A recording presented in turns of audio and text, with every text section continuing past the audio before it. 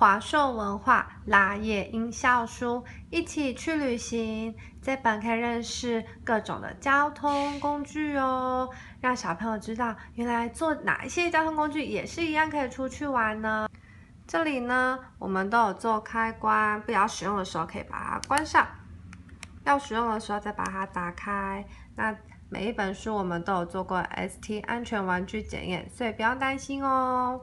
我们的这本书呢，都有贴心的做过圆角的处理，让你的小朋友在阅读的时候是不会被撞伤的哦，也不会弄伤眼睛。第一页这是消防车，你可以带着孩子，可以拿消防车的玩具一起来玩哦。这里可以拉开，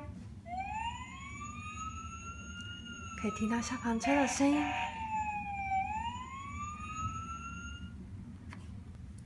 哇，第一页打开，狐狸和他的家人要开着车子去度假哦。我们的内页呢，都画风非常的可爱。那里面还有各种的车子，那你可以让小朋友认识，这个里面有几台车子，那分别是什么颜色呢？也可以认识各种的颜色。那这里呢，你可以把它拉开，可以听到汽车的声音，透过这个推跟拉的动作，训练小朋友手指肌肉的发展哦。哇，老虎先生开着火车穿过农村去旅行喽。那你可以把这个火车拉开，听听火车的声音。噗噗。